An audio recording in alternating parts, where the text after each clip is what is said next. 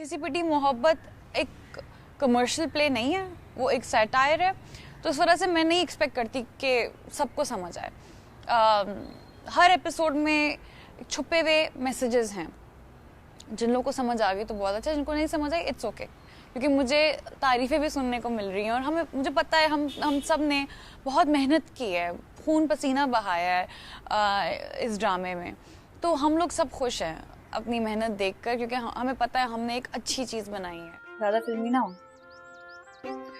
ऐसी तैयार रहा करो ना हमेशा मेरे लिए।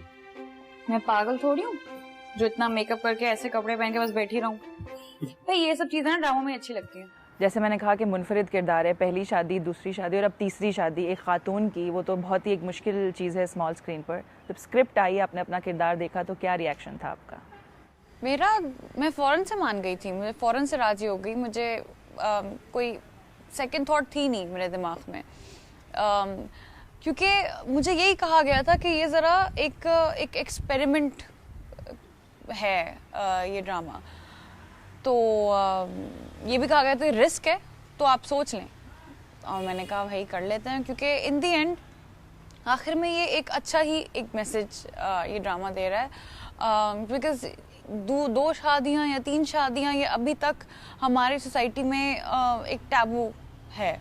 तो उसके अलावा भी ये बहुत सी चीज़ों को हाईलाइट कर रहा है हमारे मुल्क में जो हो रही हैं, हरासमेंट और औरतों के लिए इस माशरे में कितना मुश्किल होता है काम करना, उन चीज़ों को भी हाईलाइट करी। और सामिया मुझे लगता है औरतों के दिमाग की आवाज़ है कि आप किसी अजीब सी सिचुएशन में हो, आपके जो दिमाग में बातें हो रही थी सामिया की बस ज़ुबान पे होती है। आपने रिस्क और एक्सपेरिमेंट की बात की, तो कितना कहेंगी आप रिस्क लेने के लिए, एक्सपेरिमेंट करने के लिए? How willing you are? I am willing of course. मुझे बस ये होता है कि मैं ज़रा तमीज़ के दायरे में रहकर अपना किरदार निभाऊं।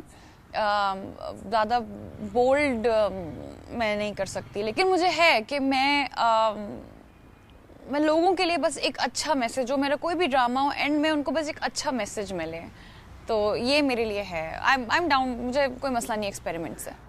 सो हेट कमेंट्स हो या फीडबैक हो या सोशल मीडिया हो, ये वाली चीज़ें जो हैं इनको आप कितना मद्देनज़र रखती हैं वाइल चूजिंग अ कैरेक्टर? मैं सबसे पहले तो अपनी जो वैल्यूज़ हैं, जो मैं खुद जिस चीज़ पर यकीन रखती हूँ, मैं उसको सबसे ऊपर रखती हूँ। उसको देखकर ही मैं स्क्रिप्ट चूज़ करती हूँ। दूसरा तो ये सोशल मीडिया, मैं इतनी एक्टिव नहीं हूँ, क्योंकि मैं अभी तक समझ नहीं पा रही हूँ सोशल मीडिया को। ये जो रेस है कि आपने अपलोड करना है, आपने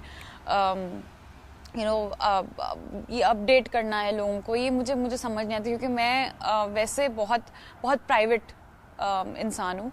मैं अपने घर में अपने कमरे से निकलती नहीं हूँ, मैं इतनी प्राइवेट हूँ। मुझे बस अपने ही बबल में रहने का शौक़ है।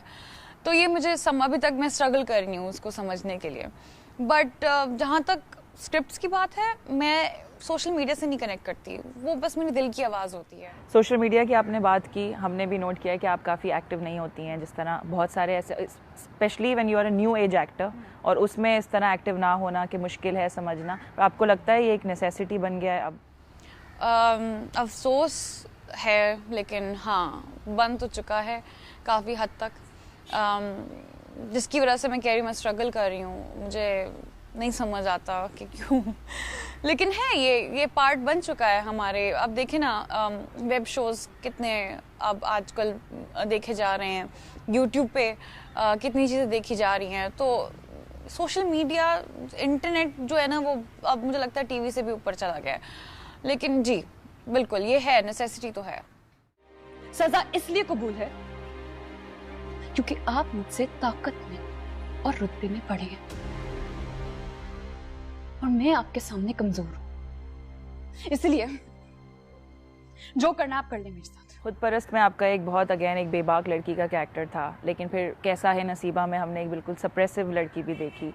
तो आप being an actor, being a public figure, कैसे विमेन रिप्रेजेंटेशन को देखती हैं कि क्या उसमें आप रोल प्ले करना चाहेंगी स्मॉल स्क्रीन पर? मैं खुद परस्त तक तो मुझे नहीं पता था, क्योंकि खुद परस्त में के वक्त मैं बहुत न्यू थी, वो मेरा आई थिंक तीसरा ड्रामा था। तो मुझे नहीं पता था उस वक्त, मुझे अंदाज़ा नहीं था कि एक्टर्स पे भी एक रिस्पॉन्सिबिलिटी है कि आप कैसे एक एक्ट्रेस करो। लेकिन खुद परस में भी उस वक्त जो मेरा किरदार था उसके साथ जो उसने ज़्यादतियाँ की हैं लोगों के साथ, जितने लोगों की उसने दिल आज़ारी की है, आखिर में उसी के साथ उसको सज़ा मिल जाती है उसकी। तो ये एक अच्छा हो गया। लेकिन खुद कैसा है नसीबा, जब मुझे ऑफ़र हुआ तो मुझे एक चीज़ की रियलाइजेशन हुई कि ये चीज़ें, ये बहुत होता है हमारी औरतों के साथ कि बाहर के मुल्क रिश्ता हो गया और फिर वहाँ जाकर उनको मसले मसाइल को फेस करने पड़े। तो मुझे कैसे नसीबा के बाद ये मैंने रियलाइज़ किया कि ये चीज़ जो है ना, ये एक रिस्पॉन्सिबिलिटी है कि आप अपने ड्रामों के थ्रू लोगों को ये दिखाएं, उनको सिखाएं कि ये चीज़ें होती हैं। सो आपने अपना डेब्यू फिल्म से किया और फिर टीवी पे ड्रामे किए, जो कि अमूमन होता नहीं है, ज़्यादातर लोग टीवी से फिल्म पे स्विच करते हैं। तो आप कैसे देखती हैं अपने करियर पाथ को? Did it work well for you? I guess I did, and it did because मैं अब मेरा कोई भी प्रोजेक्ट हिट हो या फ्लॉप हो, एक तो मुझे ये समझ नहीं आता क्राइटेरिया क्या है हिट होने का ड्रामे का। लेकिन मैंने अपनी फर्स्ट फिल्म की, उसके बाद मुझे रियलाइज़ हुआ कि अपने क्राफ्ट को बेहतर करने के लिए मुझे ड्रामे करने की ज़रूरत है। और अभी भी मैं रेडी नहीं हूँ फिल्म के लिए। अभी भी मुझे लगता है कि मुझे अपने क्राफ्ट को मज़ीद बेहतर करना है, उसको मज़ीद एक्सप्लोर करना है। तो इस वजह से मैंने ड्रामे किए, क्योंकि एक्सपीरियंस लेने के लिए सब कुछ करना चाहिए। कमर्शियल्स भी किए, मॉडलिंग भी की, फिल्म भी कर ली, फिर ड्रामे ही रहते थे तो शुरू किया और फिर वापस पीछे मुड़ के नहीं देखा। अच्छा, अगर मैं अपना ओपिनियन दूं तो मुझे लगता है कि आप अंडररेटेड हैं। मैंने आपका काम देखा है and you know you are talented.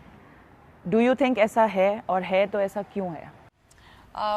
मुझे लगता है ऐसा है, बिल्कुल ऐसा है, एंड थैंक यू तारीफ़ के लिए। लेकिन है, और आई थिंक ऐसा हर इंडस्ट्री में होता है, हर फील्ड में होता है। सिर्फ मैं नहीं हूँ, ऐसे मुझसे बेहतर काफ़ी एक्टर्स हैं जो बहुत अच्छे एक्टर्स हैं और एक्ट्रेसेस हैं, लेकिन वो अंडररेटेड हैं। लेकिन ये निज़ाम है, ये हर जगह चलता है। लॉबी भी है, नेपोटिज्म भी है। एक सबसे बड़ी चीज़ तो ये है कि आपको लोग मुझे बहुत कहते हैं कि कॉन्टैक्ट्स बनाओ, कॉन्टैक्ट्स, नेटवर्क, इन टच रहो, यू नो दोस्तियाँ रखो। मुझसे नहीं होता। मेरे ज़िंदगी में सिर्फ 2 दोस्त हैं और मैं बहुत खुश हूँ। मुझसे ये चीज़ें नहीं होती। तो मे बी शायद इस वजह से मुझे आई एम नॉट श्योर। लेकिन ये है, एक चीज़ नहीं है, 3-4 चीज़ों की वजह से ये चीज़ें होती हैं। सो अब तक तो आप बहुत ब्लेस्ड भी रही हैं और आपने बहुत अच्छा काम भी किया है एज़ फार एज आई सी। आगे हम आपको किन ड्रामों में देखेंगे? फिल्म के लिए आपको लगता है अभी रेडी नहीं है, बट व्हाट्स नेक्स्ट? अभी यस, फिल्म के लिए मैं बिल्कुल रेडी नहीं हूँ। मेरा अगला प्रोजेक्ट जो है वो ज़रा सीरियस नहीं है, वो ज़रा लाइट हार्टेड है, थोड़ी कॉमेडी है, रोम कॉम है। मैंने सोचा कि बस अभी इश्किया हो गया और इंटेंस हो गया, मतलब ये सैटायर हो गया, ये सिपिटी, ये आगे जाके बहुत डार्क होगा। तो अब थोड़ी ब्रेक के लिए ना थोड़ी सी कॉमेडी हो जाए। तो इंशाल्लाह रोम कॉम है। और फिल्म का तो अभी कोई चक्कर नहीं है। अभी तो मैं पहले मुझे ये चीज़ इसको मास्टर करना है, उसके बाद फिल्म।